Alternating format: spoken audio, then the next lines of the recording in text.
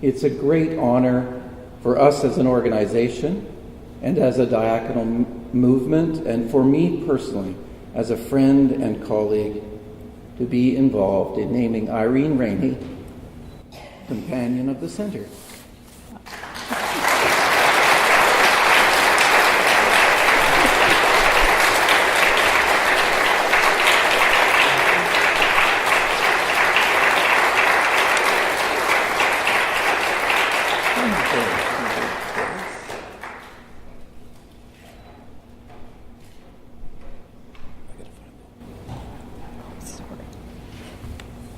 She's a good quilter, too.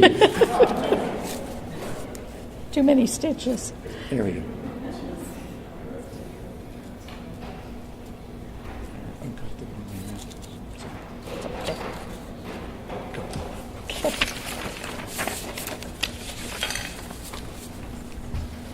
Well, I'm in awe. I'm not sure I know that person, Ted. I do.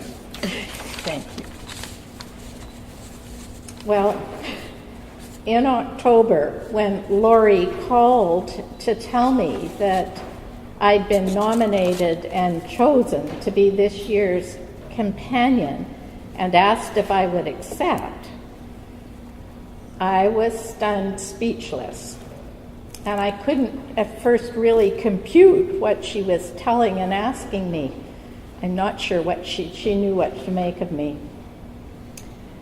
And I do continue to be awestruck and humbled that friends and colleagues really feel that I'm worthy to receive this honor. But, well, it may take a village to raise a child, but it most certainly has taken a whole community to raise this companion, and I am deeply grateful. The year I was commissioned as a diaconal minister, the Center for Christian Studies moved here to Winnipeg from Toronto, from the center of the world. And it was a time of conflict and pain and broken relationships in the life of this school. But it was the most astounding gift for me. So through CCS, I found community. A community of friendship and hospitality, a community of support and care, a community of justice-seeking companions, a community of inspiration and of hope, a community of spiritual nurture and ongoing lifelong learning. In retirement, CCS has continued to offer opportunities for me to be nurtured and challenged. There have been retreats and workshops. Through the regular second Friday lunchtime gatherings, I've recently begun to face and explore my identity as a settler in these lands.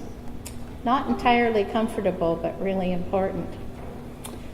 And invitations to engage with students and to participate in learning circles have offered the most wonderful new times of learning and growing together. Through my 10 years of ministry in inner city Winnipeg, walking with folks on the margins, CCS was for me a community of support that encouraged me and sustained me. But it was also a community of challenge and accountability. When I would become discouraged and frustrated with the very limited ability to bring any significant transformation and change in situations of oppression, systemic injustice, and exclusion, which we encountered day in and day out. And I'd get really tempted to just give up.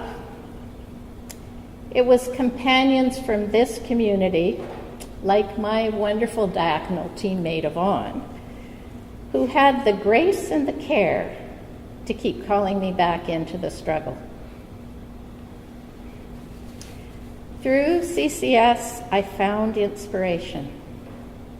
Inspiration in the visionary model of participatory theological education and ministry training, and the inspiring teachers who make that happen with the inspiring students who open themselves to risk and growth.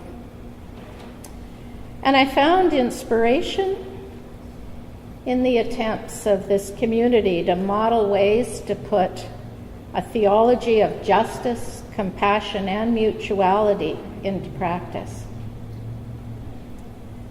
But it was also through CCS that I discovered how difficult it is to actually live out such a vision, and how painful it is when attempts to do so fail. During my terms on Central Council, a time of transition turned into a period of chaos. People were deeply hurt, faith was sorely tested, and the vision seemed pretty remote. Yet the vision prevailed. And journeying through that time of pain and brokenness with CCS, hope was restored for me as I watched and experienced the staff, the students, and many volunteers remain committed to developing the skills and nurturing the faith and the creativity needed to continue searching for ways to live that vision, searching for ways to make justice, compassion, and mutuality a reality. Well, CCS is now facing another crossroads, entering into another risky time of transition. We live in a world of escalating violence, of changing climate, of our environment and many creatures being at risk. And CCS is a part of the United Church where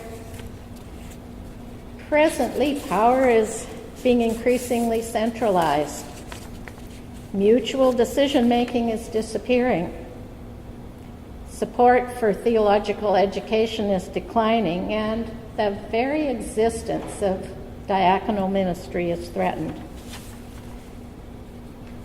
Well, in this new time of transition, I believe, as a church and a world, we are desperately in need of creative transformation toward that vision of justice, compassion, and mutual empowerment that is at the center of diaconal ministry and is the core of the ethos and the educational model of CCS. And so in my deep gratitude for the honor of being named a companion of the center, I'm also aware of the responsibility in accepting it. But it most definitely took a community to raise this companion.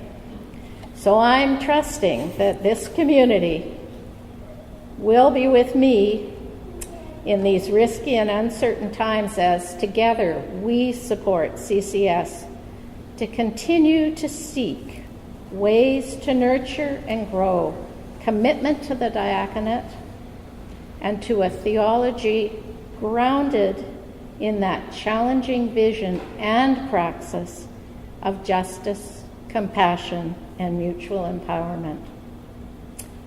With deep gratitude, may it be so.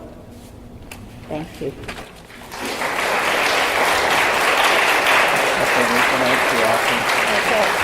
You want the box? Oh, sure. Here's your lid.